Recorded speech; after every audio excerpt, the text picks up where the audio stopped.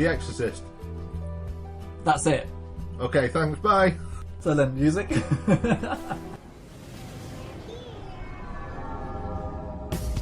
talking to me? Did you have a brain tumor for breakfast? Then who the hell else are you talking? You talking to me? I'm funny how? I mean, funny like a clown. You? I'm Peter Venkman. We all go a little mad sometimes. Man who doesn't spend time with his family will never be a real man. Damn! Hot. I'm kind of a big deal. First rule of my brother is, do not talk about my brother. Yeah, baby!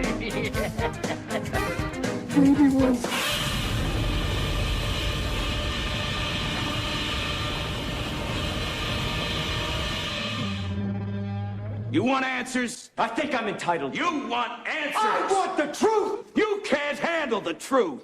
And the clock is running. How's your beaver? I'm working up to it. You're working up to the beaver. That's your end. That's your end thing, right? Apparently so. Okay, the clock is now running. Definitely. Literally running. Yeah, yeah. We got some criticism about our openings. It took us 3 minutes to get to actually talking about Mad Max last week. So, how long should we take to talk about The Exorcist? Well, we've already done it. We mentioned it straight away off the bat. So it's reviewed, isn't it? Yeah. Well, technically we're in the zone, so now we can talk about gardening. Okay. So, how are your flowers growing in your garden? I've got some luscious lavender growing. Smells lovely. Okay, now Drawing in the bees though. drawing in the bees. Problematic. We have a wasp problem. Yeah. We got a wasp nest that's being dealt with on Saturday, so yeah. You don't get a guy in to do stuff. Do it yourself. What's wrong with you? You people with your money and stuff. A working couple. What's all that about? She wouldn't let me. She wouldn't let me climb a ladder. I'll be honest with you. Probably if I tried to sort out a wasp or a bee's nest, It's up I'd near, die. It's up near the chimney.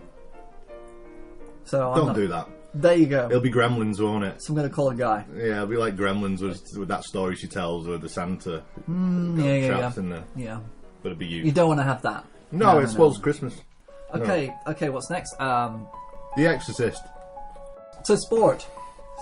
Any sport happening at the moment? Anything enjoyable sport-wise? I've been enjoying walking to the train. It's about as sporty as I can get.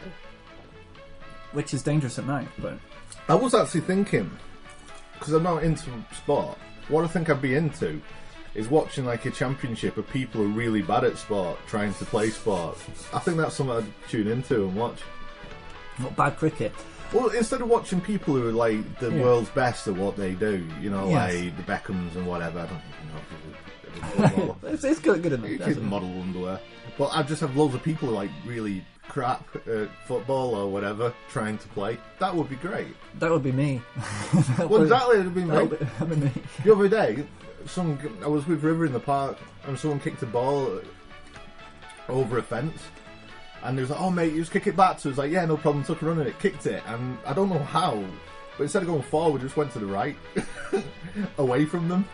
Further away. Yeah, I was like, oh, sorry guys. They laugh at you. They did a little bit. Yeah, but they busted your balls for that. Yeah.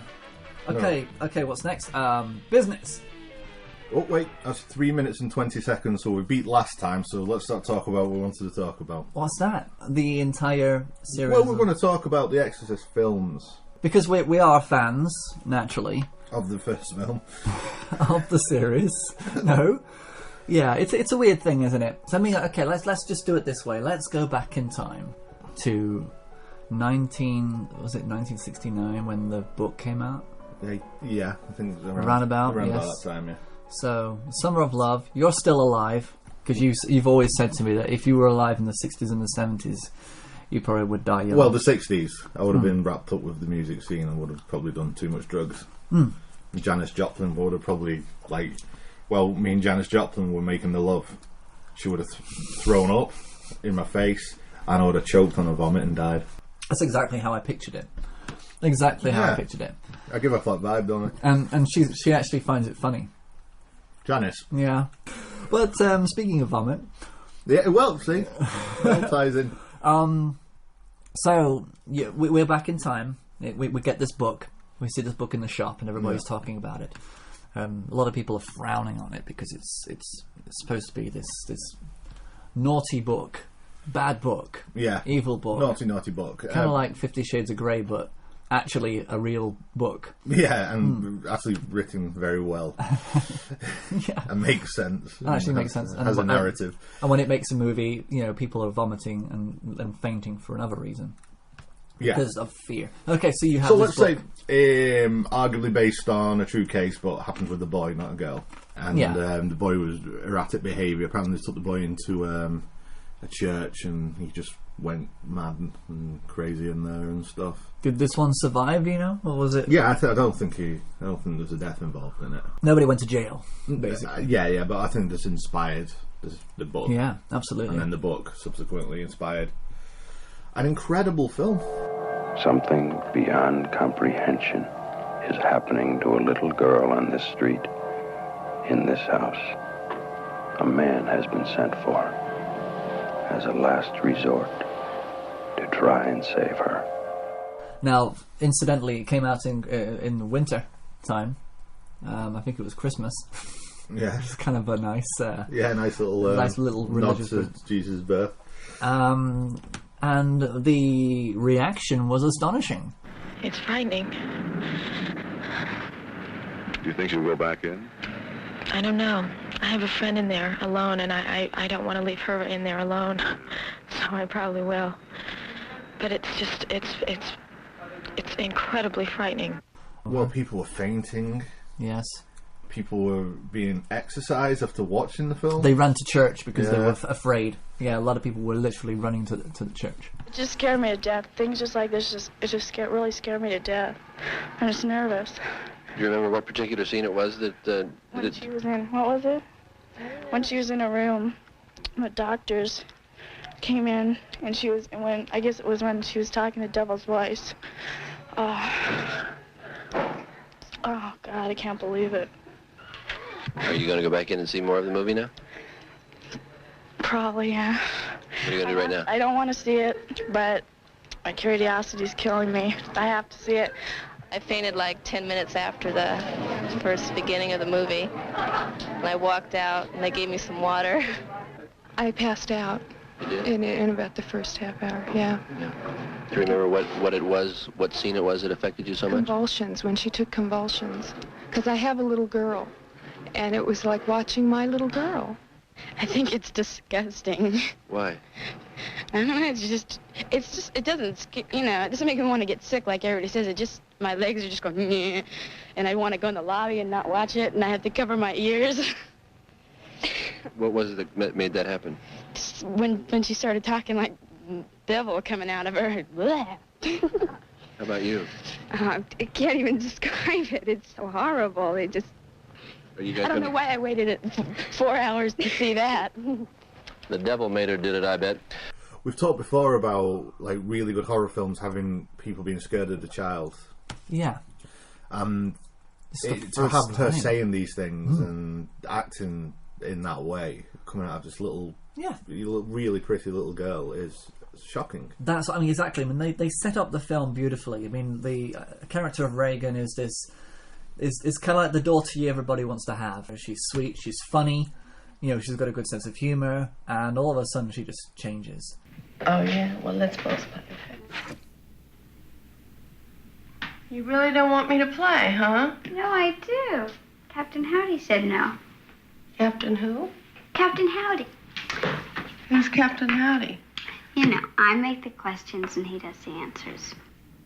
Oh, Captain Howdy, I see. Nice. Oh, I bet he is. Here, I'll show you. What? Captain Howdy, do you think my mom's pretty? Captain Howdy? Captain Howdy, that isn't very nice. And things. But that's the thing, though. It's subtle. It is very subtle. Very subtle. You know what I mean? She's not very well. She's a little bit sick. Are you comfortable, Reagan? Yes. How old are you? 12. Is there someone inside you? Sometimes. Who is it? I don't know. Is it Captain Howdy? I don't know. If I ask him to tell me, will you let him answer? No, Why not? I'm afraid. If he talks to me, I think he'll leave you. Do you want him to leave you? Yes. I'm speaking to the person inside of Reagan now. Little things that really, the first time I watched The Exorcist, really got to me was like when her mum woke up in bed and she's in bed with her. He said, "What are you doing here?" She goes, "I can't sleep, my bed keeps shaking," and don't think anything of it and go back to sleep. That stuff gets under my skin. Yeah. And it really, first time I watched The Exorcist was at a cinema, you know, when it got re-released. Yes. On like an anniversary. 1998. Yeah, that's the first time I watched it. I think. Yeah, and it really affected me. Yeah, I've got a really interesting story of how I managed to watch it the first time. It was a bootleg copy.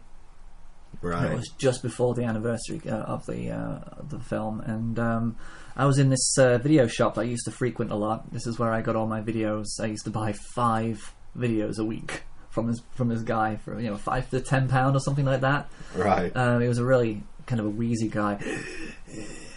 You could always hear him, and you always know where he is. So really, for shoplifters, it's quite an easy target, that shop. He's really difficult to creep up on you. Yeah, you can't just Darth Vader here. You know.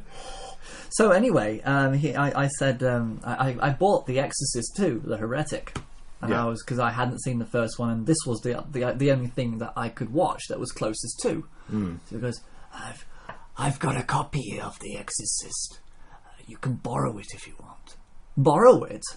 I went, okay, yeah. So he brought down this tatty, big plastic box. Right. It was a rental. It was I don't know if it was a ripped off bootleg copy from America, but it was guaranteed copy of Exorcist. So I took it, and I went to work that day because I worked in a restaurant, and I told all the chefs, I said, "Hey, guess what I've got in my bag? I've got The Exorcist." And they were out of their mind. They were like, "Oh my god, yeah!" And the whole shift was that they didn't say, "When are you going to watch it? When are you going to watch it?" I said, "Well, as soon as I get home, I'm going to watch it." I said, "You can't watch it on your own. It's The Exorcist, man. It's The Exorcist." It was a big deal. So they said, "Look, Frank's out of town." That was the boss. We'll once we've closed the shop, closed up, we'll just lock the doors and we'll put it on the TV in the restaurant, and we'll watch it there. So after everything closed down, we got enough pints to settle us, because we couldn't buy pints after a certain time. So but basically you got 4 pints lined up for the next couple of hours, and we put it on a TV set, probably not that big, and because it was like 1997, 98. And it was the Charlie Chalk machine. It was the Charlie Chalk TV. All right. In the children's corner. Puppets dangling everywhere. We had the restaurant to ourselves. It was pitch black. We shut all the lights off, and we watched The Exorcist. And it was probably one of the most exciting viewings. It was better than watching it in a cinema, better than watching it big. We had these puppets dangling around. Everybody was freaking out. We watched it twice that night. We didn't. Right. I didn't get out there until after 2, 3 in the morning, and everybody was just loving it. All the chefs and as many waitresses as we can involve, because it's important. And it was great. It was fantastic, and I've never forgotten that experience, because it was the experience that you do want when you're watching something like The Exorcist. You don't want to watch it just on the whim. Make it a big special event. That's what I call the best viewing of The Exorcist I've ever had. Right. And it was just. Did you find it scary? When you've got people around you, we kind of felt more unnerved about the idea that there were puppets dangling around the TV set, and they were looking at us, and we didn't find it as scary until I took it home and watched it on my own again. I think then I was able to kind of cancel out everything else around me and just really focus in. Because when I watched it, it was me and my mate, and that was it. Yeah. In a theatre, it was dark. There was air conditioning blowing cold air on us, so we were cold. That would be weird. Oh, it was really, really scary. Yeah, visceral experience. Oh, look at the rain. Oh, it's pissing down. And time for a weather report. It's raining. Yeah, today in Manchester, it rained. It rained, okay. That's the devil, because we're talking about The Exorcist. Yeah, I know. I think that the devil will be doing a lot more than rain. No, that's sulphur. It'll be doing... Is it sulphur? Yeah, it's really sulphur. Yeah, okay. Oh my god, it's sizzling out there. So yeah, we both had a really good first viewing of The Exorcist. Mm-hmm. And I think if it was any other movie, we wouldn't have gone to the extent that we did, I think, to There's really... something special about The Exorcist. It was a truly remarkable film. It's an alluring experience. And, there's the lengths they went to by, like, freezing the room, so, the breath was real. And... The actual making of the movie was... I mean, Linda Blair... she went in that audition with her mother, and she left the mother actually away. Because didn't they have the load of kids just say some things, and then Linda Blair said some outrageous stuff. She had to literally she read what she had on the page, and it was just all this cocksucker, motherfucker, all this, and she felt horrified. She didn't know how she was going to tell her mother, who was waiting out in the waiting room. That what she'd just been told to do. She felt really... But for a 13-year-old to be... She was 12 or 13. To be conscious of the fact that what she was saying was bad. I mean, as a 13-year-old, I wouldn't care. I'd be like, hey, this is cool. Yeah. But she was honestly conscious. She was mature enough to kind of have an understanding of the consequences of what she was saying. So, yeah, give her the role. She was right for the part. Yeah. Absolutely.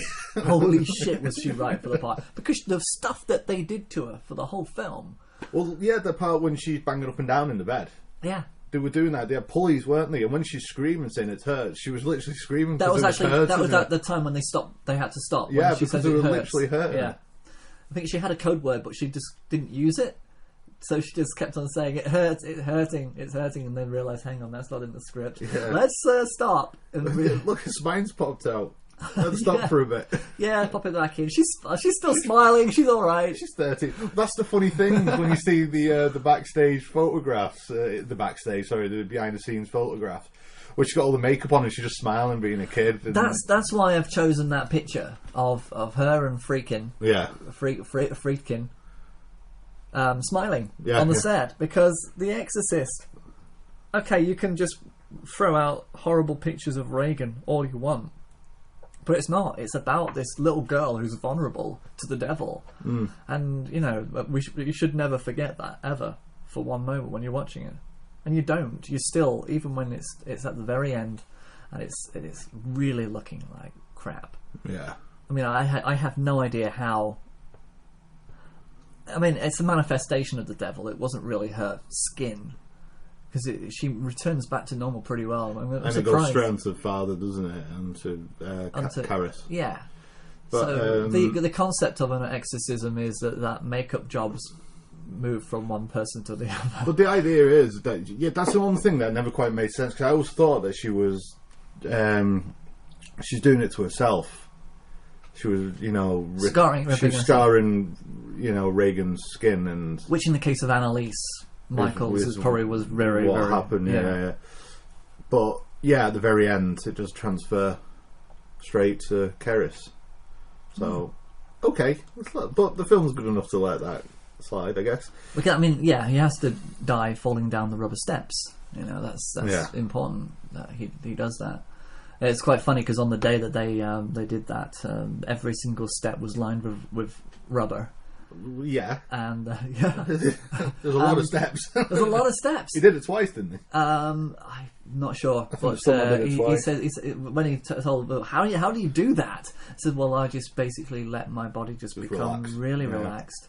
And there were kids over the neighbours who were watching it. They were charging people to come to the back garden to watch the actual filming of that scene. They were charging all the other kids and everybody else to come and watch it from their gardens, so they were making a buck, which is great. I mean, I think that's when you actually, I wonder if they actually knew that they were actually watching the most amazing horror film ever made. I mean, it really is. The Exorcist is by far the best horror film. Definitely, it's one of the best films ever made. But there's horror films I like more. Are there? Yeah, like Halloween. And The Thing, I probably like. You probably like those more. Probably, but it's a personal thing, though, isn't it? Yeah. But I suppose The Exorcist is a better film. I think, yeah, it all depends on that personal experience, I think. Because I like I say, that experience of watching it for the first time in a children's area of a restaurant, pitch black, it was a great night. It was a different experience. So, I didn't have that with Damien the Omen or anything like that. Which is still a great movie. Things before I watched The Exorcist for the first time, I was freaked out before I even went in there. Yeah. Because what I was about to see. Yes. Because I built it up, so it could have been awful and I would have been scared. You know what I mean? Yeah. I did the same thing when I was a kid when I watched The Amityville 2, The Possession. It's a terrible film. But when I first watched it on an old grainy VHS, I was already freaked out before I watched it. So as I watched it, I was like, oh my God, and turned it off, And now I've watched it since, and it's just a laughable, bad film, Yeah, and I think that nowadays, when we watched watch Poltergeist, I was anticipating something scary, but it didn't deliver, and I didn't let it scare me. Because there was nothing there to be scared about. Which, back in the day, the Heretic was still probably a little frightening to watch because of the allure of what it was before that came before. The Heretic probably was just a little bit more scary than it is now, because that was still not something that people had seen. Still, again though, before The Exorcist come out, when you see like a ghost film, it's like in a big manor house somewhere. Yeah, The Innocents was the first film that really made it psychological. Is in the middle of a city. Yes, in an apartment. She's her mom's a famous actress, so she's like famous. She's got money, and it's like all of a sudden you take away the boundaries of this happens in a field somewhere. Yeah. To weird baronesses or whatever it might be. This is happening in a house that is not haunted. Yeah. To a wealthy family who's successful, who's happy. In the middle of a city, and that's why this works. is happening, and that's exactly why it works. That's why it's and because all of a sudden now this could happen here. Yeah. If that can happen there, it can happen to me. It can happen anywhere. That's it. And the first film did a very brave thing. It focused personally straight away on the character of Regan. It didn't do anything else. I mean, it changed the environment of the room slightly, but there were no bright lights. There were no demons jumping out in from the corners. No. Nobody was actually. I mean, Karras was having a personal crisis of his own with the crisis of faith. Yeah. His mother dying, and his mother kind of like appearing to him in kind of visions, and which is basically as far as it took the scares for the whole film. It didn't go outside of that box. It kept everything straight. It didn't do what Poltergeist did and started throwing all these effects in. There was no real need for it, and it was purely about the characters. Yeah, it's a character piece, and that's exactly what horror should be. I think. I mean, Halloween is a character piece as much as absolutely. But to me, just. The first time when she levitates off the bed, it's such an incredible piece of cinema. Yes, because it's so affecting. But there's not a great deal happening; just her floating off the bed. Yeah. Now, if that was done now, they'd have to try and prove that she's floating by putting their hands underneath and do the whole wow, there's no strings. But they just let it happen. They just let it happen, and you don't question it. Yeah, and you'd have some woman in the background going, "Oh my God, she's floating." Oh, it's really? like, well, I can see she's floating. You don't have to friggin' tell me. I can't believe it. My daughter is floating. But oh my God. Yeah. Oh my God. Like hello. And then the daughter would be filming it on her phone, and that would be like, oh, I can't wait for my friends to see this. Yeah. Oh yeah. That's what will happen. She would have been like talking to a mate, and then all of a sudden her face will glaze over, her eyes will go white, then she'll just start floating. So you'll see everyone in the room watching her float, and you'll see this like eye chat video of her floating like oh, fuck off. But thank God that this. I mean, the thing about a lot of these seminal movies like Exorcist, it was made at the right time, but by the right people. By the right people. Yeah, and that is why so many. I mean, if The Exorcist hadn't been made, we'd probably be talking about something completely different right now that broke free. Yeah. That was not as important. That has basically been forgotten about. The Exorcist sparked off so many films about exorcisms, and like it did with we had a big exorcism film spree about 10 years ago. We did, like the Exorcism of Emily Rose and all those kind of things. But why did that start? Who was that? Just because of the exorcism of Emily Rose? I don't. what usually happens is someone just, we've not had an Exorcist film for a while, so they make one. Yeah. And then because that's successful, everyone makes one. I don't think there was any particular reason to do it. Unless I'd say it did coincide with an anniversary of The Exorcist, thinking, we'll jump on the bandwagon here and make a lot of Exorcist films. That's it, yeah. So, I'll be honest, I love an exorcism film. There's something about them that I find really... I think it's because of the effect that this film had on me when I... Yes.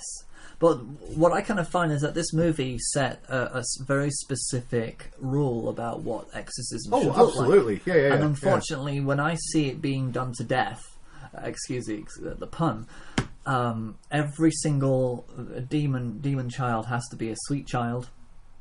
Or a virgin child, or a pretty child, or somebody you would not expect to have you wouldn't have the brat, the common brat, or the common jock. Imagine a jock. I mean, a football, really good at his game, football. So all of a sudden having a possession, they wouldn't do that. Maybe they should. Well, I watched a film recently. It's like a found footage one again. What's it called? The blah blah blah of Mr. Blah blah blah. It was a catchy title, and he had lost his wife, and he was trying to make sense of why his wife was taken from him. Okay. So he got hold of all these occult texts. So he's going to start reading them and look into them and do all these little weird black magical things. Yeah. And he's filming himself do it as like a diary to see if anything happens to him, or if there is such thing as afterlife, or his wife is just dead. Okay. And that's the reason behind it. I think it was like Mark King or something like that. But do you want to look it up? No, that's alright. But it was okay actually. It was a little bit different, and you can see him subtly start to change because he was filming himself all the time, and then when he was asleep, he'd do weird things, and it was a nice effort. Just put Mark King exorcism. I think Mark King might be a film reviewer, Exorcist movie. Has it got the word exorcism in it? Exorcist? I don't think so. It's just... That's a shame. Not the Dead Within. No. Possession film. It doesn't really matter, does it? No, but it's kind of good to have. No, it's fine. It sounds like something I want. There it is. The Possession of Michael King. The Possession of Michael King, and it's more of a documenting what could happen if you. It's like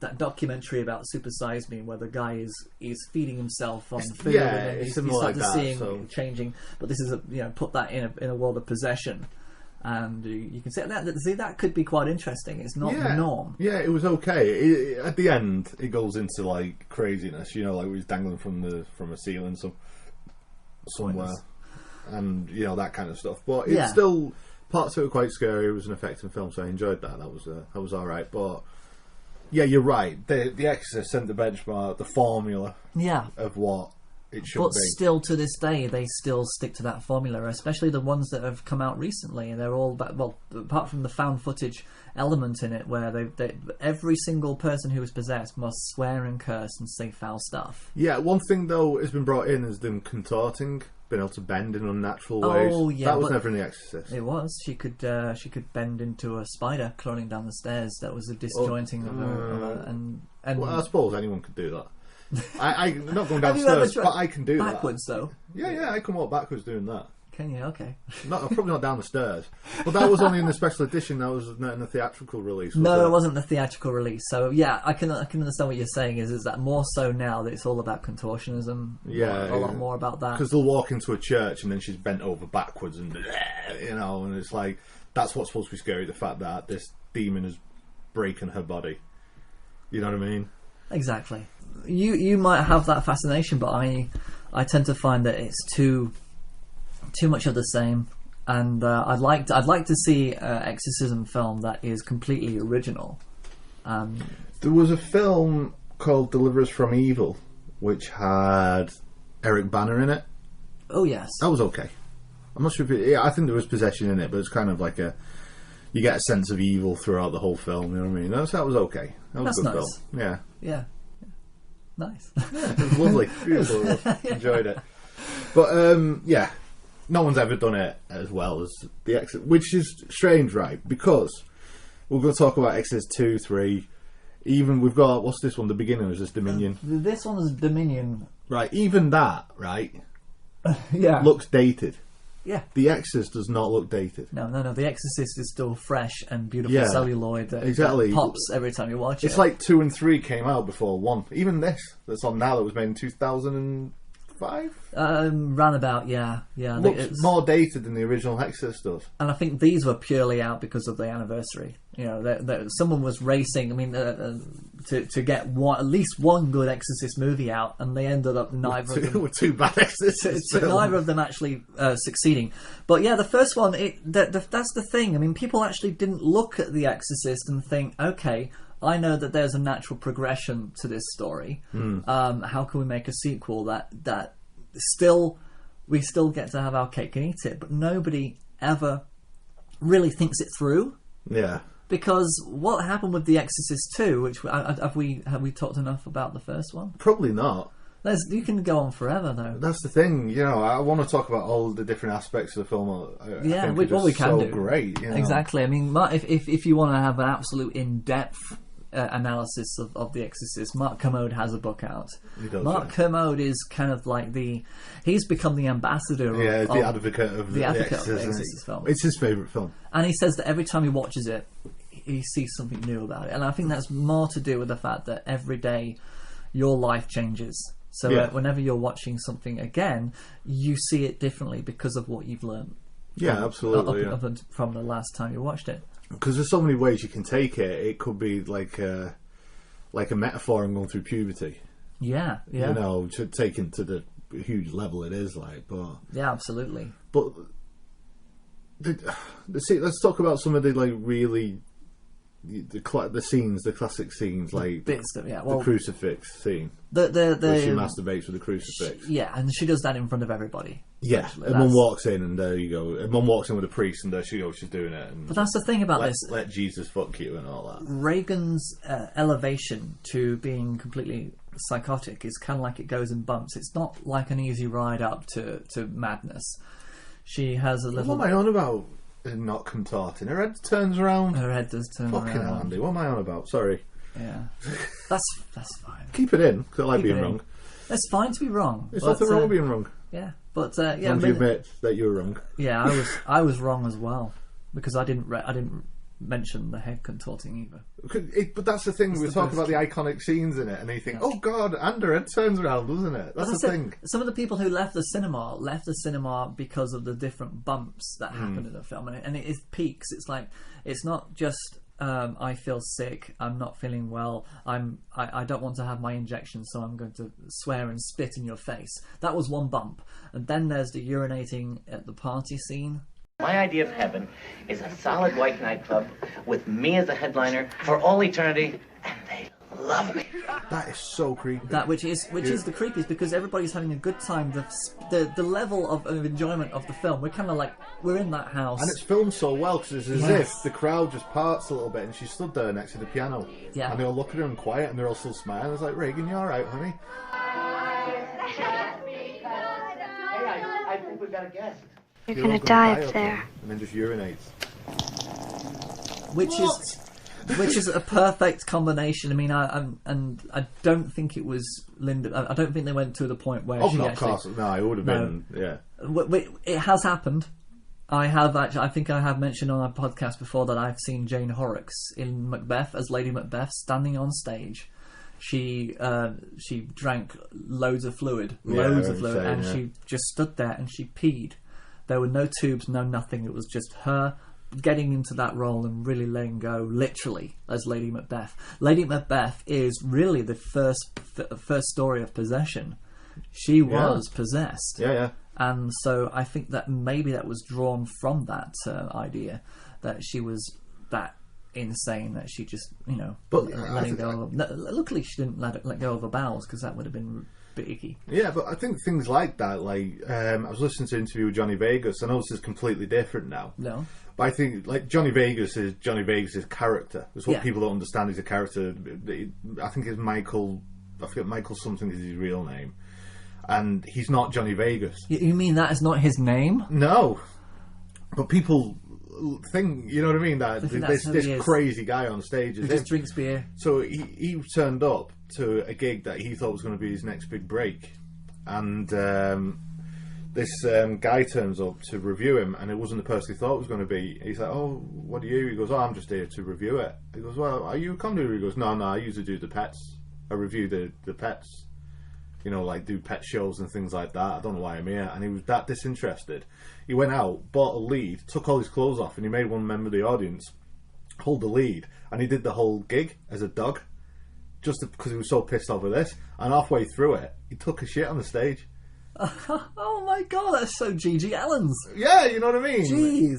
And he said he didn't want one. He had to really force it out, but because he was so annoyed that this guy had come just to... He's supposed to review pet shows and come to his comedy gig, which he thought was going to be a big break for him. He thought, right, I'll give you the gig you want.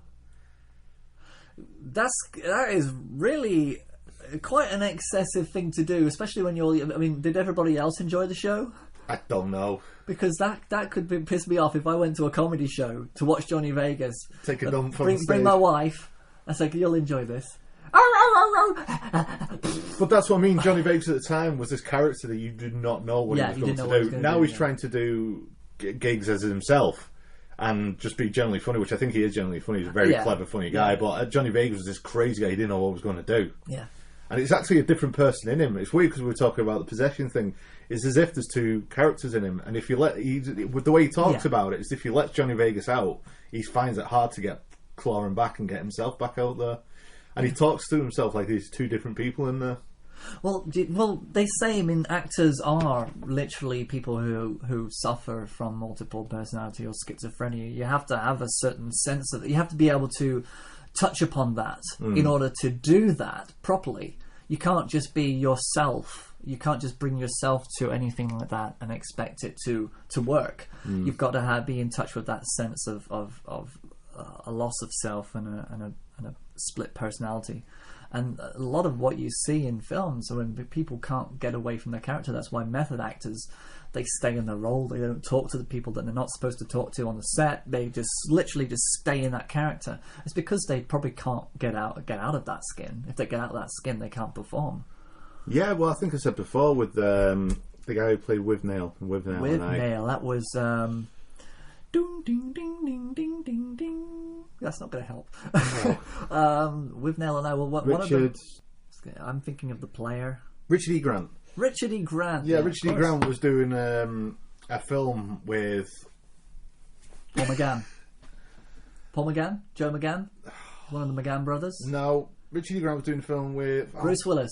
My Left Foot. Oh, Daniel Day-Lewis. Daniel Day-Lewis, right? Yeah. God, honestly. So Richard Grant was doing a film, and he got that to the makeup chair, and there was a delay, so they were having this really nice chat. And he said, "God, I've got a friend here. I'm going to be friends with Daniel Day-Lewis," and he was really chuffed and that. So the next day he comes in to the makeup chair, he's like, "Hi guys, you alright?" So I said, "Hi Daniel," and Daniel just completely blanked him. He's like, "Oh, alright." And then afterwards, I think it was Michelle Pfeiffer who was in the film with him. And he went up to Michelle and said, "I think I've done something to upset Daniel, because yesterday we had a really good laugh. First day of shooting, probably. We really had a great day. But now he's just totally blanked me. I don't know what I've done to upset him." He said, "Oh no, it's not that." He says his character hates you, so now he hates you. Yeah. He's like, "What?" He says, "That's it." And never. So the only time you can make friends with Daniel Day-Lewis is the first day of shooting before he... Unless you're friends with him in a film. Unless you're friends with him in a film. So yeah, There Will Be Blood must have been quite an interesting shoot, because nobody liked him and he didn't like him. My God, yeah. But that's the whole reason why people want to work with him, because they want to kind of experience this double life, this double personality. And I think, But then a 13-year-old girl doesn't have that. So to get this kind of performance out of they want to be a princess, they want to be things, they have this kind of... Well, that's what I love about they have it. an imagination. She's doing all this saying all these awful things, and then after the finished cut, she just turned into a better 13-year-old girl and was just joking around and having fun with the cast. Because she I think she's one of those rare children who was like Jodie Foster, just in touch with their own personality, and I think it has a lot to do with parenting. So we've got after the crucifix scene, that's where she sits up in it and the head spins around. Is it that point? Do you know what she did? Your cunting daughter. Yes, your cunting daughter, yes. And then the head goes... And that, again, you talk about that because it goes slow down, and then it just turns quickly, doesn't it? The head twisting around. Yeah, actually, the crucifix scene I think they are different events, aren't they? Yeah, the first... that's when she attacks her mum. Yeah, her mum comes in and she says...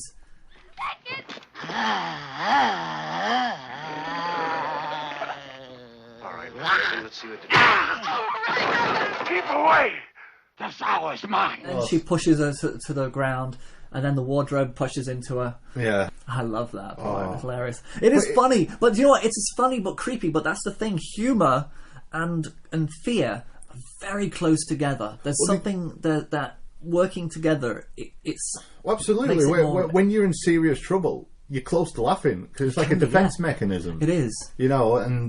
but the power to make you laugh and the power to make you scared are both extremes. Again, that's what scares me with people watching this for the first time now. It's a vulnerability. You've seen all the Saw films and shit like that. They're not. They're just going to laugh at it. And say, oh, she's masturbating with that. Wow, cool. I mean... Yeah. Because people don't seem to get into a film. They want a film to just wash over them now. The Exorcist may exhibit brief glimpses of terror, but it's pointlessly drawn out and often boring. Well, at least I thought so. I find it kind of tame. Of course, now that I've seen shit like a Serbian film and Human Centipede and stupid pieces of shit like Tusk, that doesn't help either. But yeah, I put this over those movies. I put The Exorcist over shit like Human Centipede and a Serbian film and Tusk, because I think this is technically well made, and I give credit to the cast. I don't feel anything. There's one scene I wanted to just mention. It was the first time that Father Karras comes in, and there's talk about the Bible, and the drawer opens. Yeah, and it's a vulgar display of power, isn't it? Did you do that? And then it's like the first time he's actually seen something like that happen. So we're kind of... Because that's when he says, "Did you do that?" And he puts it, do it again. Yeah, that's it. And then plume de la tante, which... But that is because it's all the sort of like she says it's the devil, doesn't she? And he tricks her with because it's not holy water, is it? No, it's just there. It's like it burns, and he goes, "Well, if it was really the devil, we would have known that wasn't holy water." Great! So good. I want to watch it again now. Yeah, it is exciting. I love it. Yeah, I would watch. I would be watching it now in the background, but I thought I'd put the really, really, really bad film on. Yeah, thanks, man. Just to kind of remember where, to ground us in the fact that we know The Exorcist quite well. I mean, do you know what plume de la tante is? It's Latin, isn't it? Yeah, the pen of your aunt. Yeah. Which basically people assumed was that was plume was flower.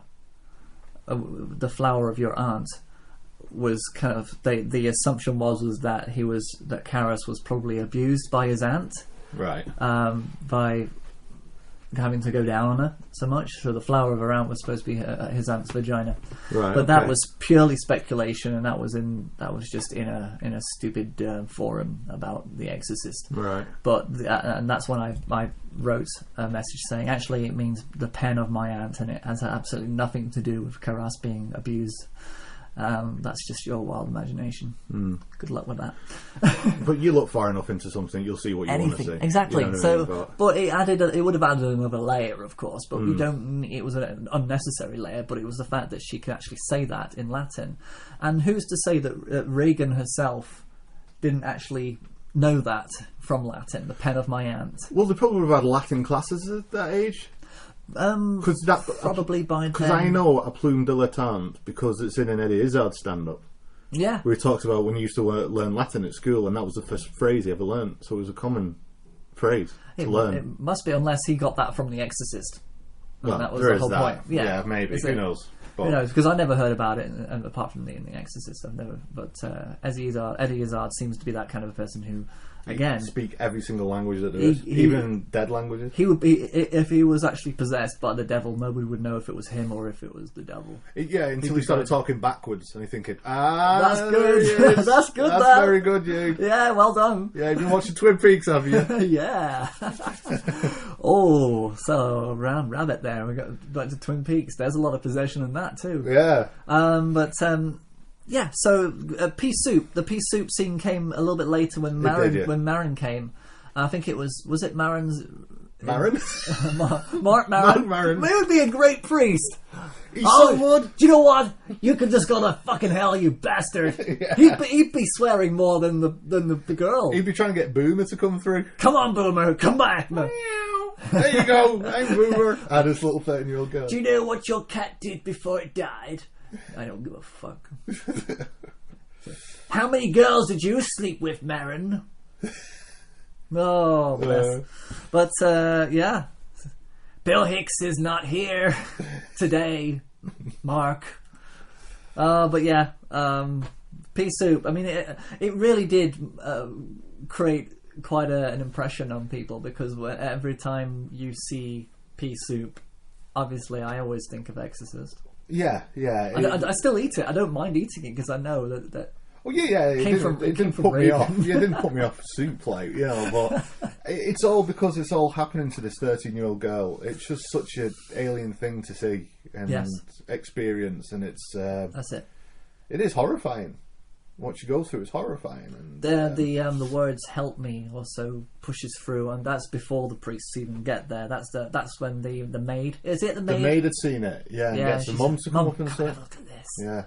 Which freaks me out, because when they actually go to her, they get close up and she's asleep, and you're expecting a scare. Yeah, and you don't get it. You don't get it because that's great filmmaking. Yeah, if that was done today, she would have woken up. Yeah, and then there would have been this big massive thing where they got to tie her to the bed and whatnot. Yeah, because the reason they tie her to the bed is because she's harming herself. Yeah, that's what they have to do, not because she does attack them. And they do a really good job. I mean, that is the best bit of a bit of bed wrapping I've ever seen. I tell you what. Because they now can wrap my gifts for Christmas. Yeah, well, now they'll be chained up with like fucking wires and stuff that turns into the flesh, but they were trying not to hurt her, so it was like bedclothes. You know what I mean? It's These days they just put them in a gimp costume. And then fruit in her mouth. And yeah. I don't mean to sound so bitter about modern films. There are some good ones. I don't mean to either, but you know, I think the thing is that. We don't know when the next Exorcist movie is going to go. What I mean is the next experience that's going to blow us away. I mean, I think it's very. I think we've seen so much now that it's very hard for us to kind of feel. That's why we always go back to our classics. That's why I love more kids today to actually watch some of the old stuff first before they get too much into what they're watching now, because then they're missing an education. And unfortunately, they don't want. They'll probably be laughing at us right now, saying, "This isn't school. I want to watch a movie and be scared." Since I like the last time I went out with my boyfriend, he put his penis in his popcorn. So that's it. You want to be scared, and then the moment you walk out of that theatre, you don't think about it anymore, and you go and do this. But with a film like this, you walk out of that theatre, and you're like, "Oh God." Like Starry Eyes got under my skin. But I don't think kids today would ever look at Starry Eyes on the poster board and say, "Let's go watch that. That looks good." Yeah. That's going to freak me out. They want to see the evil within. They want to see the death pictures. They want to see the possession pictures. They want to see the scary movie pictures and the Saw movies, because they visually have it right there on the poster. Damon Wayans says you will cack yourself. I like Damon Wayans. Yeah. They need to be told what's scary first before they actually decide that something is actually going to be scary. Yeah. They need to be told beforehand. And it seems to be theatres, also with trailers today, a lot of them are showing reaction shots of people in cinemas being scared. Yeah. That's all they want. They don't have weren't the Blair Witch the first people to do that? I'm pretty sure it was. The reaction shots, yeah, I think they were. I think it was, yeah. They were. They set a trend. But one thing that at the end, you know, where Karras loses it. Yes. Where isn't Reagan talking about his mum? I think again, he comes through as his mum, because he sees his mum at one point in the film. On the bed, and I know he just loses it, and he just starts punching Reagan in the face. Yes. No one ever talks about that. She's a 13-year-old girl, and he fucking leveling. And you know, because of seeing backstories of him, he's a boxer. He practices. He boxes. So he's probably really. I mean, that's why I don't get how Reagan isn't this beaten-faced, boxing, split-nose girl in the sequel. Her. Yeah. Boom, boom, beats the shit out of her, and then he's like, take me, and then and then Reagan sort of pulls the cross off him, doesn't he? And then it just goes into him. Why would it do that? Yeah, it wouldn't make any sense because it wouldn't be able to reach for the cross. Well, not even that, but why? I don't know. The cross is supposed to be this sacred thing. They can't touch. But why would it go into a priest? Unless it's that cocky to say I can possess a priest. Who knows? Well, why didn't it do it earlier if it needed to do that anyway? Yeah. I think it saw the opportunity. The window was open. I'm going to kill the priest. I'm going to make it look like an accident because I am that calculating. But there was no reason. I think unless the demon felt like it was losing the battle, it needed to just have one last, Yeah, so it goes into him and then he's out the window. But to be honest, it was the only reason why that happened was because they wanted to have him die and they wanted the girl to be saved. Yeah. By him. It's the redemption. It's still a great ending. It was the only thing that pinches you a little bit. But it's a very minor thing. And one thing that always sort of freaked me out was at the very end, when they're about to get in the car and go away and saying like, how is she? So she doesn't remember anything. We just want to get away and forget about it. Yeah, she's got a bit of a bruised face. Yeah, she's got a bit of a bruised face from Carrot beating the shit out of her. With the plastic surgery reconstruction. But you know where Reagan sort of looks at the collar of the priest, yes, and then just runs over and kisses him. It always freaked me out, that bit. I don't know why. I don't know, because it was always some. To me, it was ambiguous. It was either kind of like, "Thank you for saving me." I don't know why, but thank you. Or it was a kind of like kiss to say, "I'm still in here. I'm still in here. I'm gonna, yeah. I'm still here, and I will come out at some point." Pat, you know what I mean? That. It was like, to me. I don't know if I'm reading too much into it, but I always felt a bit weird at that bit. That's the whole point of that scene. I mean, it is an ambiguous ending, and that's a beautiful way of putting it, to say that, it could either be a thank you or it could be a warning. Yeah. And then? Which didn't play until the end. But no, it does. When the priest is driving to the house. That's the only time that... And it works. It does work, yeah. Tingle, backbone, tingle. The Tubular Bells by Mike Oldfield is an iconic tune. It's very difficult to play. It is, because it has different time signatures. Your left hand's in different time signatures. I've had a go, but you can only do one thing at a time. And I think I got it down. I can do Tubular Bells 2 better, because I had in my head, I thought Tubular Bells 2 was Tubular Bells in reverse. Right. As a kid, I thought that because Tubular Bells sounded so odd and Tubular Bells 2 sounded so natural and flowing that one was just reverse flipped. And because you can get those songs that if you reverse it, it sounds exactly the same but a little bit distorted. Yeah. I don't know what there's a word for it when you can do that. When you can, it's not a palindrome. Something to do with it's a music. If you play it in reverse, it's exactly the same. Bear McCreary did it for Da Vinci Demons, the theme tune. If you play it backwards, it's exactly the same. Right, it's clever. Very clever. Wow. And I don't know how he does it, but he's a freaking genius out there. He's possessed. But yeah, Tubular Bells. I mean, I love Mike Oldfield's music, and very rarely is it used in films. And thankfully so, because he's kind of kept himself away from it. And he did that Moonlight Shadow, didn't he? Yeah, that was my dad's favourite album, by the way. We went travelling across France and he played. He's a big fan of Mike Oldfield. And Mike Oldfield is this very recluse, very quiet, very timid musician. Yeah, he's a multi-instrumentalist. He can play many instruments. He could literally just create his own. I mean, if you talk about Brian Wilson being that person who can see everything, Mike Oldfield is very similar, but he has to see it visually. He has to visualize every single. He uses like coloured paper to basically mark out every single instrument and how it works and for how long. But it's just a great piece of music, Tubular Bells. Isn't it's it? Great. And then that led us a few years after to Exorcist II, the Heretic. Yeah, because after we were throwing up... Oh, and the one thing to add about the cinema release in LA, about all this experience of everybody passing out, there is a documentary about it. I'm Harry Francis, manager of the National Theatre here in Westwood. I've been in this business 40 years now, and I have never gone through anything like this. It's exciting. The public love it. Had crowds that you can't believe. We've hired 20 security guards to control the crowds. We're getting young people, old people, you name it, we get anyone. Last week in the rain, they stood as it was a sun today. Mr. Friedkin and Mr. Blatty felt sorry for the people. They hired caterers. They give out 3,000 cups of coffee each night, a total of 6,000. The public thought it was great. And they paid for coffee to be taken out and given to everybody in the line, waiting in line for The Exorcist. It's amazing.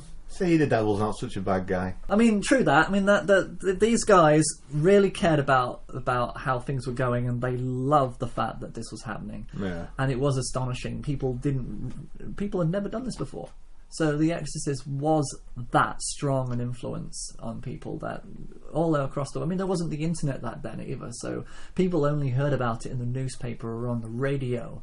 There might have been a TV spot that they were alluded to, but I doubt that many TV stations would have actually played it because of the religious connotations. I mean, people in the South probably wouldn't have even had a chance to see it.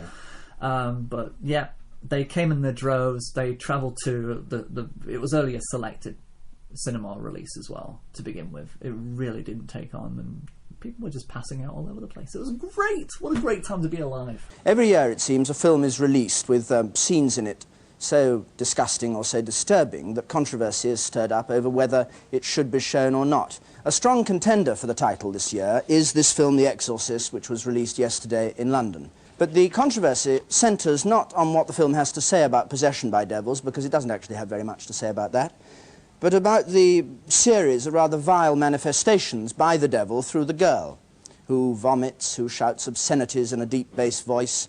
Did anybody walk out of the film because they couldn't stand it? What? Yes, can you explain why? Yeah, I found the visual impact of it so very sickening that I thought I possibly might be sick. I suppose I'm quite squeamish anyway. They did a simple tracheotomy, which was quite bad for me anyway, and I just felt that I can't go on watching more of the visual impact when it's presented in fantastic, glorious Technicolor zooming right in on me. I felt very faint, you know, when I was watching it, and if I would have stayed about another 5 minutes, I would have been sick. What about those of you with stronger stomachs down here who stayed the course? What do you feel about it? Did you think it was a shocking film, anyone? Did you see it? No, I don't think so. It was a good movie. It's just what you expected. I mean, you read so much about it, so you prepared for this thing. So you experienced no shock at all? Well, there was 2 scenes of revulsion, that was about all. But the rest you could accept. Do you think it's a damaging film to be shown, or do you think No, I don't think so. Don't think it does any harm at all? No. Anybody else? What do you think? I felt really sick. I just stayed through bravado more than anything. I didn't want anyone pointing to me and saying, "Look at him walking out," you know. How much of the film were your eyes closed? Quite a bit. Quite a bit. I lasted the first 20 minutes, and I thought, well, if I've lasted this long, I must go on with it, you know. But I felt really bad. Did you believe in it? Yes. I mean, you believe in possession? Yes. Somebody else? Yes. What do you think? But really, you have to admit that it's exactly what you could expect for a Bill Friedkin film, extremely tightly cut, and the visual impact is magnified simply by the technique of the cutting room floor. But was it horrifying to you? Oh, no. Even during the filming at Georgetown University, we more or less laughed our way through it. Well, you were actually there when it was made, right? Oh, yes. Oh, yes. A good many of the people at Georgetown University actually took part in it, as I and several other people did. But really, it definitely contradicted Bill Friedkin's previous image of But why do you think in the States it's had this this extraordinary reaction? This country seems to have treated it very stoically so far. Well, there was a high level of expectations from Bill Friedkin's last film, The French Connection, and everyone expected a very tight, gripping film. And of course he had to maintain that tight, gripping image, and yet, again, the plot was rather weak, and of course to get the image that he wanted, he had to sort of step a little lower than people wanted. Were people camping out to watch Exorcist II, The Heretic? Now that's an interesting story. No. A different story, I just want to reiterate the point that all the previous Exorcist films look older than the first Exorcist film. I just want to reiterate that. Apart from the clothing. It's... Now, you'd think that with The Exorcist, I mean, back in these days, people didn't really have much of a notion of what sequels were and how they would work. Friedkin, of course, did The French Connection 1 and 2, pretty much back to back. So that was kind of like the first thing in cinema, really, to do that. But he didn't want to touch number 2 of The Exorcist. I think, and to be honest, The Exorcist, the first film, was quite an intense experience, and I can imagine revisiting that would be quite difficult. Yeah. But of course, Reagan has come of age. Right. This is what I said to you earlier. This is the reason. The only thing I got from Exorcist 2 is like, she's very attractive. Yes, she's an attractive older Reagan. Yeah, would. Yeah. The producers of The Exorcist II went to go and watch the Exorcist II premiere, and funnily enough, Friedkin and Blatty didn't want to go and watch it. They just didn't want to know. And now I'm going to tell you the story of the first screening of Exorcist II, the sneak preview in Pasadena. This was Exorcist II, and it was told to me by an executive of Warner Brothers, because the executive said, "Oh, you got to come out to see the sneak preview. It's really terrific, and you're going to love it. You're a grandfather. You should be proud." And I said, "No, I think I'll miss it." Then afterwards, he told me the story. These Warner Brothers executives drove out to Pasadena in their big limousines, and they were all dressed up, and they went into the theater, which was packed, turn-away crowds, and they went and sat in the last row. And about 10 minutes into the film, now, before they went into the theater, they told their limo drivers, "Look, we're going to be in there for like 2 hours and 20 minutes, or maybe more. You guys go on down the end of the block. There were some fast food joints." They went down to get a cup of coffee, whatever. So the limos are gone. The executives go into the last row. 10 minutes into the picture, a guy stood up in the audience. He stood up and he looked around and he said, "The people who made this piece of shit are in this room." And somebody else said, Where are they?" 10 or 12 people get up, and he says, "They're all back there." Now, these guys got up. The heads of the studio, they got up. They ran out of the theater. They get outside, no cars. The cars are all down at McDonald's and all that, and they were chased down the street. That was the first public reaction to Exorcist II. They hated The Exorcist II rightly so that much. Rightly so. It's dreadful. I think I have to pull up my text. Oh. I can't find it. No, it's not my text. This is my my essay. Oh, another famous essay. Ding, ding, Jesus. ding, ding, ding. Yeah, first of all, I was writing about The Exorcist last night and I just ran out. I fell asleep. I wrote, "In 1998, an original X rental copy was given to me. I worked in a..." So, yeah. Right, The Exorcist 2, The Heretic. Heretic? Why do you keep saying heretic? You say heretic, I say heretic. No, that's how I say it. You say heretic. Let's call the whole thing off. 4 years ago, The Exorcist shocked the world. Now, the struggle between good and evil goes on. Exorcist II, The Heretic.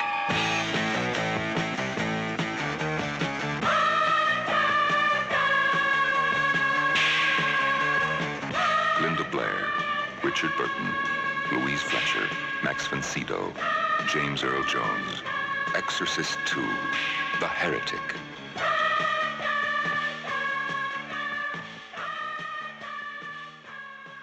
Okay. So go on, Exorcist 2.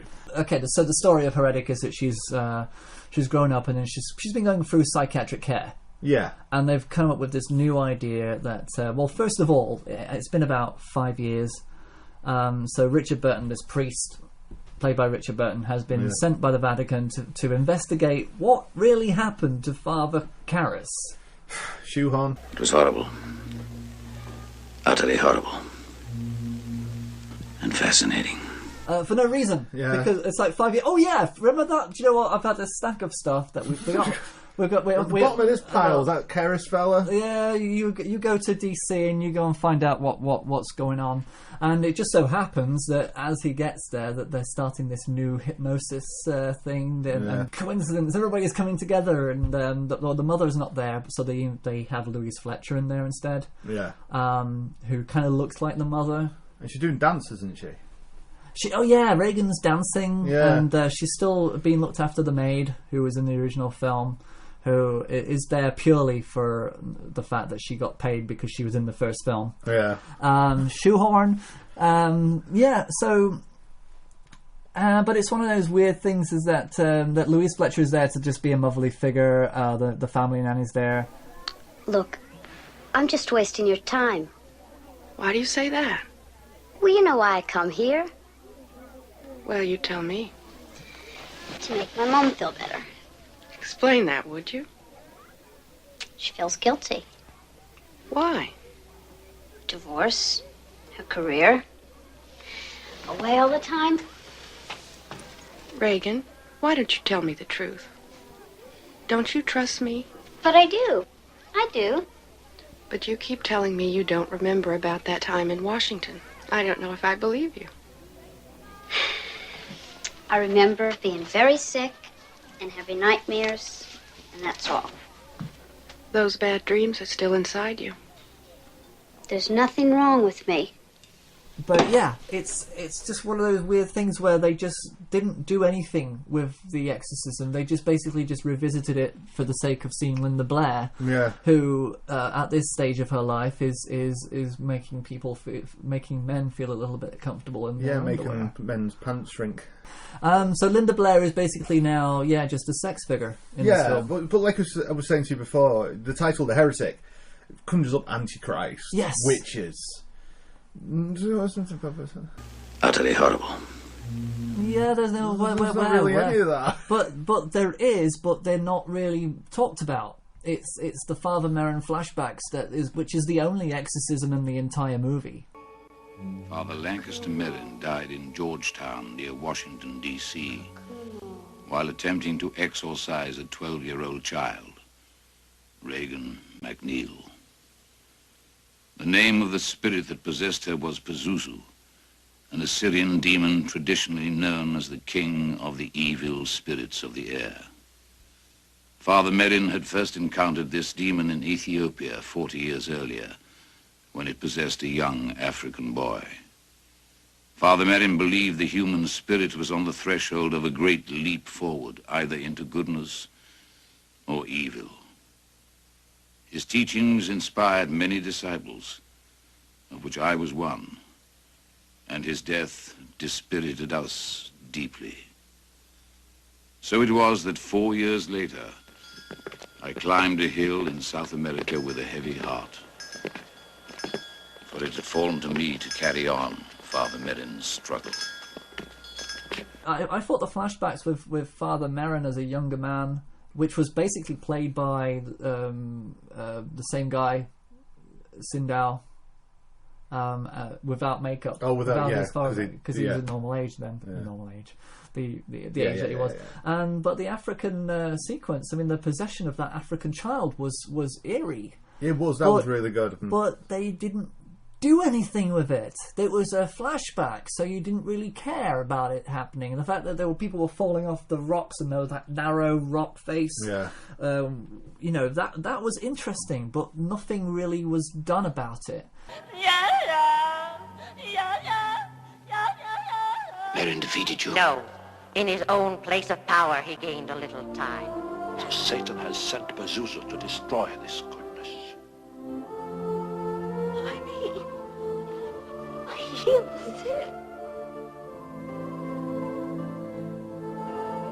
Philip, you must take my place.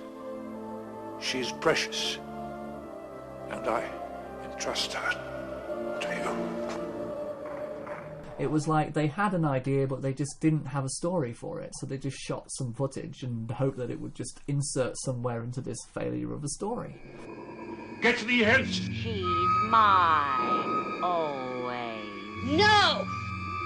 Always. Father, please, bring her back. Father, can you hear me?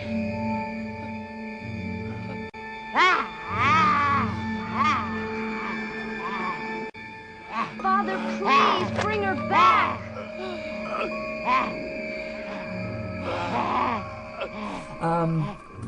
But yeah, so let's talk about the ending. Because there's really nothing to talk about up until the ending. Of course, you said about Richard Burton talking to the camera. Yeah, I just remember one point, because I was watching it recently. I'd seen it years ago, and I'm watching it again, and I'm trying to be invested in it. And I just when I'm watching a film, my phone would light up, and what might be on my phone is definitely more interesting than what's going on the TV. Yes. And I looked up, and Richard was saying something, but directly into the camera. It was horrible. Utterly horrible. And fascinating. And I was like, what? He was drunk. Yeah, he probably was, wasn't he? Probably drunk. Yeah. And it was odd. It was odd and very... I'm like, is he talking to the audience? Are we breaking into the fourth wall here or what? And it was just it's a bad made film. It's not... Yeah, so the ending, they basically end up going to the house again. I don't even know the reason, because Azuzu is there, and they go in there and there's a swarm. First of all, there's a big swarm of things. Louise Fletcher is driving really fast with somebody in the car, and they end up crashing into the barriers of the house. Really, so she's mangled out. The nanny steps out, and because of the whole possession thing, she suddenly is possessed.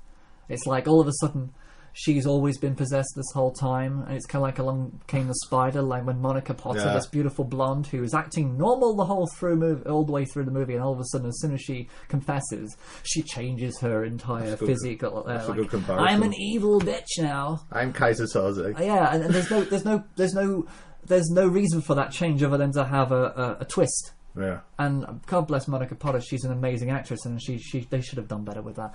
But again, with the nanny, she decides that she's going to catch fire on the fumes of the fire, and it's not as if she just walks on it and everybody's like, "Oh no, don't do it!" It's like, well, why? She's not exactly made of sulfur, is she? Oh, apparently she is. Whoosh.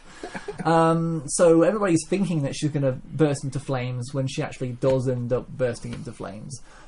In front of nobody. There's a whole urban street of nothingness happening here, even though this is a big urban street. And if you hear a car go crashing through some barriers just over the road, come out and have a look. You come out and have a look. Yeah. But Johnny Carson must have been really killing that night. He must have been having such a good... Look, don't worry, darling. There's somebody just crashed into that weird house again. Shut up, Carson's on. Carson, okay. Well, I'm watching, and then there's this lady. She's just caught fire. She's spontaneously combusted, and she's burning. Get in that kitchen and make me a sandwich. So then the house is possessed, and the house starts cracking, and Reagan starts to do her Reagan thing again, and then the house just completely decimates into rubble in front of our very eyes, and then as soon as everything's over, now he is saved and made strong. An enemy of the human race is subdued. Reagan, I'm sorry. I understand now. The world won't. Not yet. You have to go. Take care of her.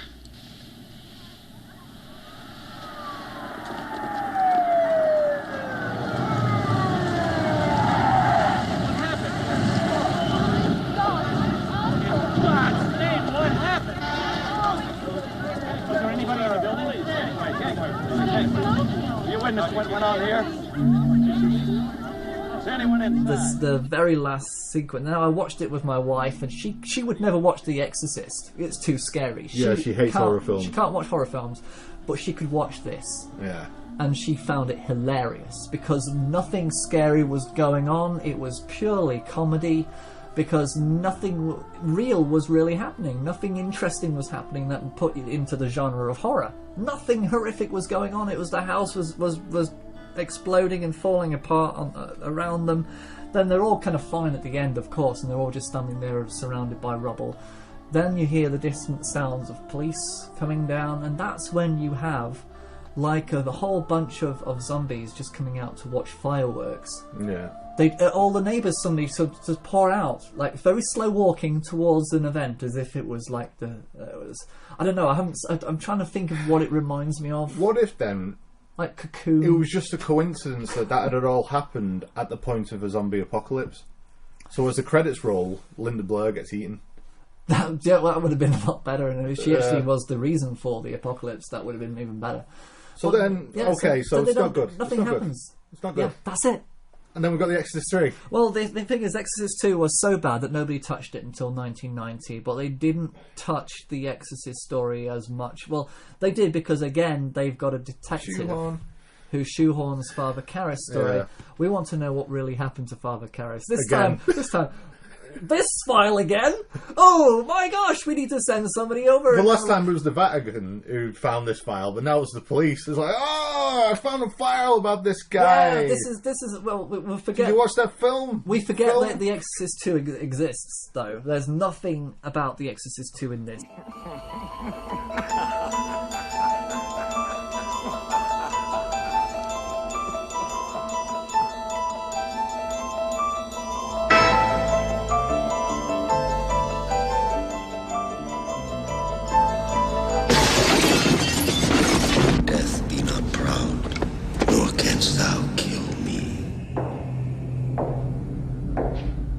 You believe in possession, Father?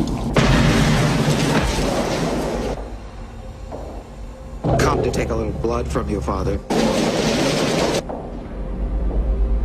The boy had been crucified. I've just never seen anything like this in 20 years. The killer drove an ingot into each of his eyes and cut off his head. Who are you? I am no one.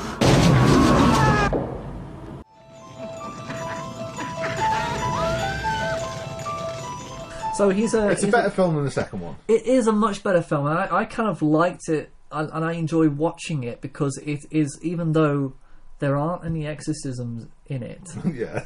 Well, there is, because Karras is this killer, this Gemini killer. Yeah. And the Gemini killer is that is right. It's not the Zodiac, is it? But it's kind of it's almost like that. Isn't Yeah. it? But played by Brad Dourif, who is great. I like Brad Dourif. This guy is a really good character actor.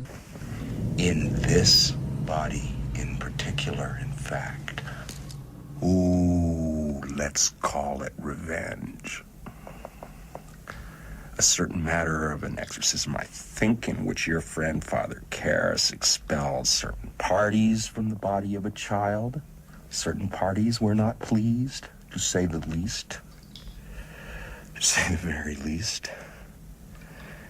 And so my friend, the master, devised this pretty little scheme as a way of getting back, of creating a stumbling block, a scandal, a horror to the eyes of all men who seek faith, using the body of this saintly priest as an instrument of, well, you know my work. But the main thing is the torment of your friend, Father Karras, as he watches while I rip and cut and mutilate the innocent, his friends, and again, and on. He is inside with us. He will never get away. His pain won't end.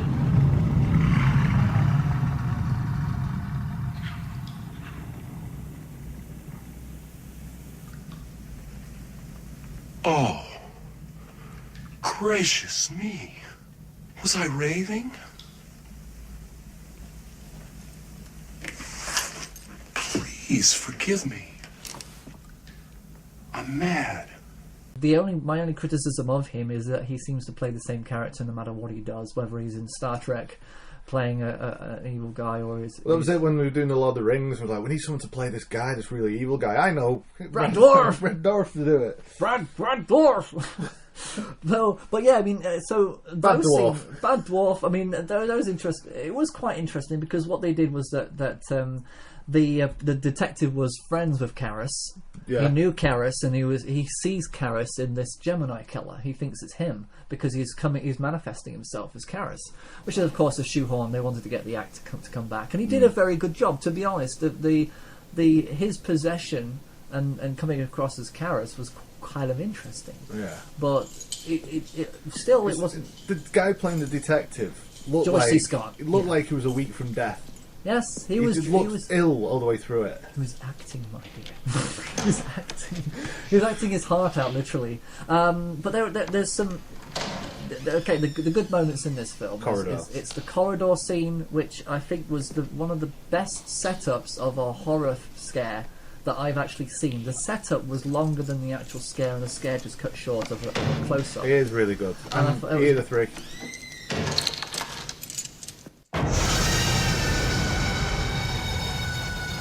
It is the year of the 3 moment, definitely. And what we mean by that is we have this theory that a good jump scare comes on an offbeat, so it wouldn't be like 1, 2, 3, 4. Yes. It'd be 1, 2, 3, there it is!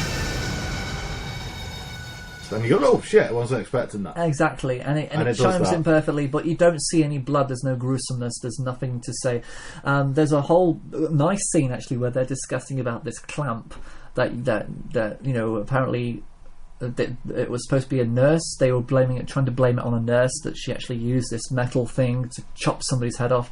And so you have to really pull it in order to because it clamps shut on a spring.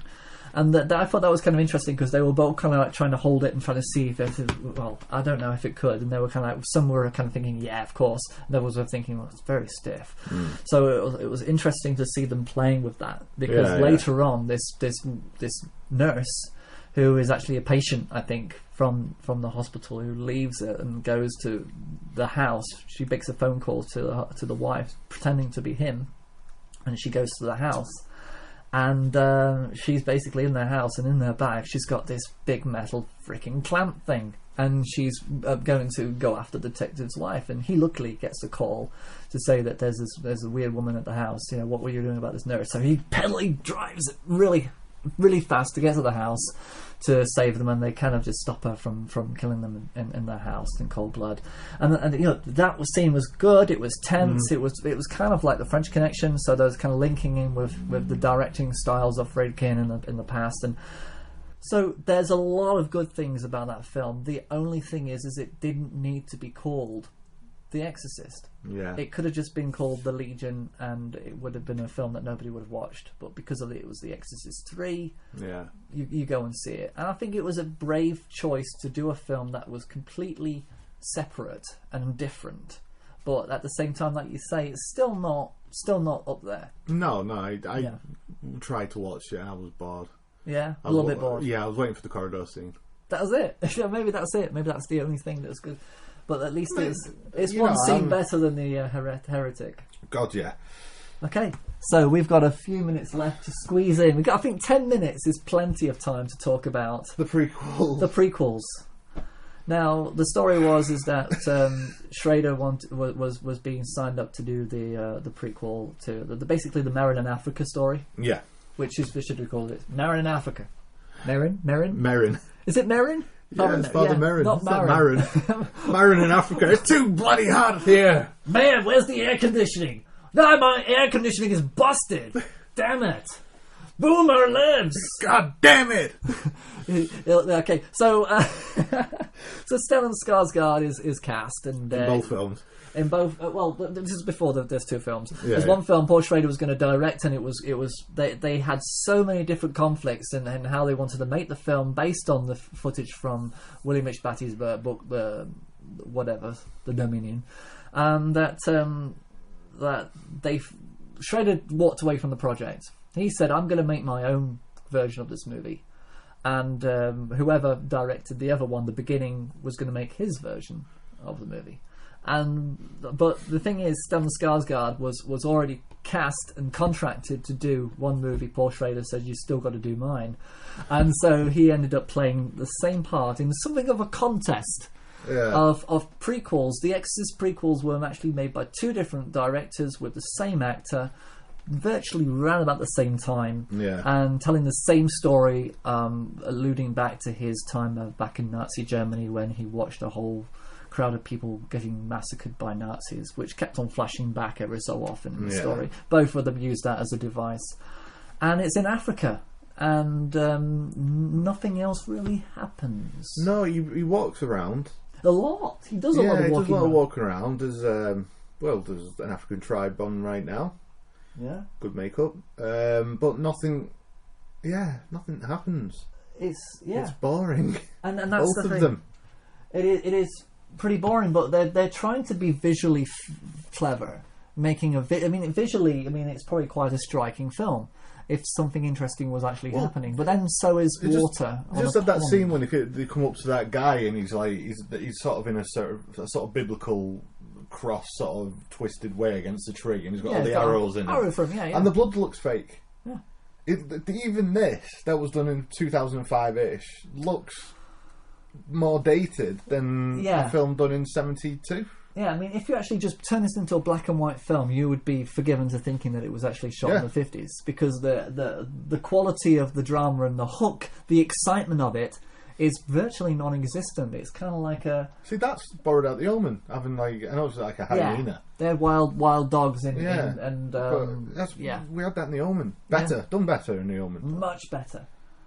And these plastic caves that look really artificial, and Stellan Skarsgård, I feel sorry for the guy, because he could have been the best Merrin. He wouldn't have been a good Merrin, but he's a good Merrin. I kind of feel sorry, because I think he must have felt very confused about what he was supposed to be doing with these two movies. Which one was supposed to be... that one. There's like a rock that looks like a... Yeah, they shot this in Disney's, a Disney set. Artificial lighting, it didn't look very good. Is there an actor, though, that is as good as him from being in extreme art house films and being in huge blockbuster films? Yeah, he was good in Good Will Hunting, and then he's really good in anything by Lars von Trier. Yeah, because he's in Melancholia? Yeah, he's in... Was he in Melancholia? He might be. He was in... what was wrong with my brain today? The Addicted to Sex one. Oh, the necrophilia. Yeah. Sorry, Addicted to Dead Sex. Nymphomaniac, that's it. He's in that. He's in that. He's great in that. So he does films like that, and obviously he's in the Avengers and things like that. Yeah, he's one of those people. He does one for the studio, one for himself. But unfortunately, he did two for nobody here. Yeah, one for the studio, one for Lars von Trier. Nobody wanted to have these prequels. Shooting them in Africa. See that? It is artificial as hell. Yeah, these prequels were not interesting. They weren't adding to the series. They weren't saying anything new. They weren't doing anything new. It was. Yeah, I've seen scarier episodes of In the Night Garden, to be honest. Yes, and that's actually true. To be honest, no wonder kids are hitting the booze. If I had to watch this, I'd be on 20 pints a day. Macca, packa, packa, wacka, mika, macca, woo. Macca, packa, appa, yakka, ika, acca, ooh. Hum, dum, agga, pang, ing, ang, ooh. Macca, packa, acca, wacka, mika, macca, moo. Get the brandy! There's a condom talking weird! There's elements of In the Night Garden that are absolutely terrifying. We're sitting there watching In the Night Garden, and we're like, what the heck is that? What's going on? Did we have that experience watching this? Never. Never have we actually sat there being shocked. The narration, right? Oh no, it's the Ninky Nunk. What do you mean, oh no? What's it done? What's it going to do? For Christ's sake, tell me! Please. Which door is going to open? Which one's going to be in? Why are they all looking at me like that? Why are the Tomblinos drinking the other person's drink? When I close my eyes, I can still see them. What are the harboos? Why are they big fluffy things? What are they? And why do we always see the Pontypimes and never the Wattingers? Why? But at least we've got a lion eating something next to the Northern Lights now. Yeah, which is nothing. And there's someone's got a fan on, and her eyes are open very wide. That must mean she's possessed. Yeah, she's got a knife. And yeah, it's basically the most overproduced schlock ever made. Yeah. Guy shaking. In a tent. It's probably just masturbating. Artificial light. I mean, how artificial is the lighting of it? I mean, it's like, it's Africa, so it's got to be yellow. It's Africa, and the moon is out, so it's got to be blue. It's like, it's a direct hue of blue, or it's a big hue of yellow. B100. It's like, oh yeah, well no, but at least we did ours. Like that. No. Oh, how bad was that? Right, you just had Father Merrin like sort of facing camera, and then the possessed guy just sort of floated behind him. It just looked really shit. There he is now. There he is again in his toga. Yeah. So anyway, let's stop taking the piss out of it. Seriously, there's nothing to be interested in with these two movies, and unfortunately, when you look at the whole saga, you literally just strip everything away and just say there's only one. And it's a masterpiece. It is. Why does everything turn to shit, though? I don't know, mate. Why? I don't know, because they think they'll make money out of it. This is what it always comes down to, a studio thinking, we'll make money out of this franchise. I think if we actually had... If someone came to us and said, okay, you two, you seem to have your head screwed on. He's going to say that to us, mate. Okay, imagine if this was true. Okay, I want you to write an Exorcist movie. Would we do a good job, or would we at least do something that was not what... would we learn from the mistakes of... I think so. I think a good filmmaker, if someone came up to them now and said, I want you to make another Exorcist film, they would learn from the mistakes. What's the demon? Pazuzu? Pazuzu again, yeah. Because So why not? Why can't he come back in Pazuzu come back in another Exorcist film now and possess someone else? Why not? Why not? Why should it be... And do something different with it and make it exciting and scary again. Yeah. But both of that, I mean, comedy and scares. I mean, The Exorcist was one of those things that you felt like you were on the edge of both, because it's like so frightening that it's like laughable, funny. Yeah, scary. I don't know. It just scared me. It just scared you, and it's one of those weird things, isn't it? Yeah. But thank goodness it exists. Thank goodness for Linda Blair. She never did much. She's been working hard. Has she? What's she been in? She's done thousands of TV movies all right, she's bandy. She's just making money to just do things, and mainly from conventions. I mean, she's like, but she's always there for her fans, like Freddy Krueger's Robert Englund. Yeah, Robert, because I've never seen so many people being photographed with Robert Englund in my life who are on Facebook, who are even fans of Krueger. But yeah, she's always being photographed with fans, and she's there to just service the fans. I'm going to follow her on Twitter. Yeah. That's what I'm going to do. That's what we're going to do, and that's it. We'll do that now. So, yeah, so you know where to find us in our usual places. iTunes, we're still on there. They haven't kicked us off yet. No. SoundCloud. Yeah. framebyframe78@gmail.com if you want to send us an email. Constructive criticism, please. Not just moan that we didn't get to something for 3 minutes and then not say anything about the actual podcast, any content. Yeah. I had to wait 3 minutes before they started talking about Mad Max. Exactly. and if it was a 6 or 10 minute podcast, I bet that's how we talked as well, by the way. Yeah. I mean, Mom, you wanted sugar on my cornflakes. You didn't put any sugar on my cornflakes. And I wanted half fat milk. You give me full fat. I hate you so much. I'm going to go on YouTube and write weird comments. Do you know what Andy's working up to? I just got possessed. Possessed by a cunt. Sorry. Andy is just clearly working up to the.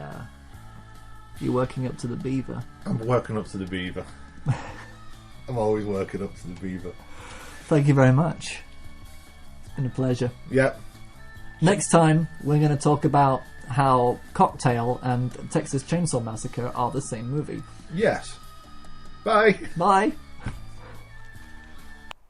Hey everybody, this is Frame by Frame. You can find us at iTunes Store by searching for us there, Frame by Frame, separate words, under the podcast category. Look for our logo and then subscribe. You can listen to our podcast directly with SoundCloud, which is at the SoundCloud website, frame-by-frame-2. You can bookmark the website where you can actually find all the above links at roastedportions.com. Follow us on Twitter at framebyframe78, all one word, and interact with us there on all our exciting little ponderings during the week when we're actually not podcasting. So please, check us out, subscribe, follow, bookmark, support, listen, and enjoy. This is Frame by Frame.